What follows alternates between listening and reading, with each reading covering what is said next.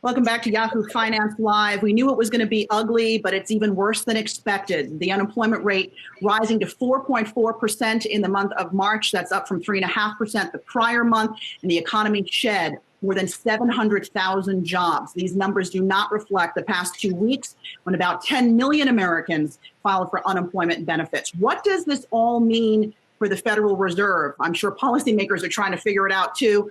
Let's head over to Brian Cheung, our Fed correspondent, to find out more. If you try to get inside the head of Jay Powell right now, what do you think he's thinking after this jobs report, Brian?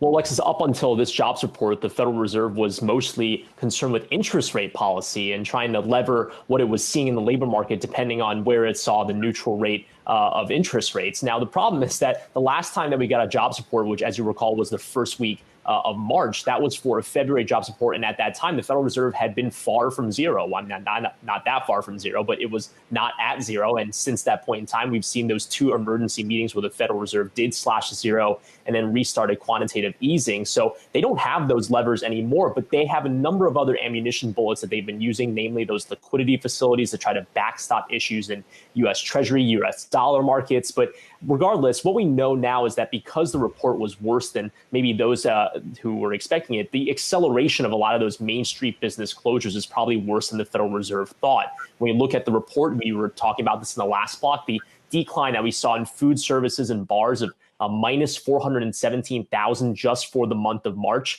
That employment decline actually offset the gains that we saw in the previous 2 years. Keep in mind, during that period in time, we were seeing what was one of the best labor markets in U.S. history, with the headline U3 unemployment number dipping down to as low as 3.5%. That was a 50-year low, and the Federal Reserve was declaring essentially mission accomplished on its maximum employment mandate.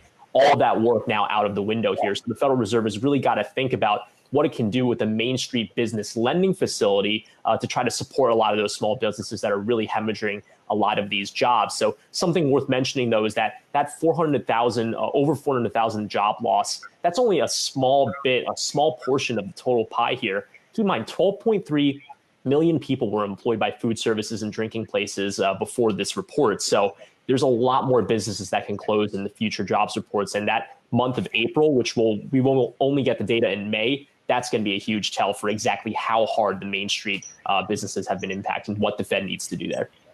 You know, Brian, is it somewhat surprising? This week, we've heard a lot of Fed governors, Neil Kashkari, really sound the alarm bell on the economy, not just suggest maybe that we're a garden variety recession. Things could get pretty bad.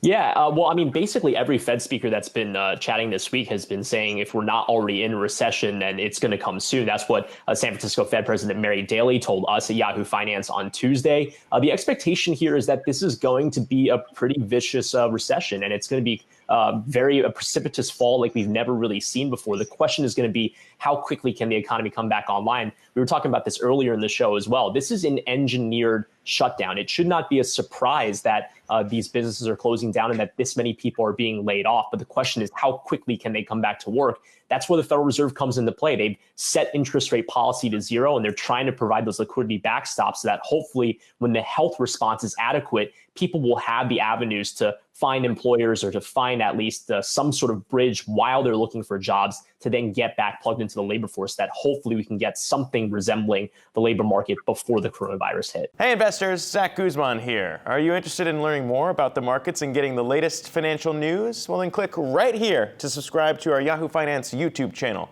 Get the latest up-to-the-minute market analysis, big interviews in the world of finance, and information on how to manage your money every day wherever you are.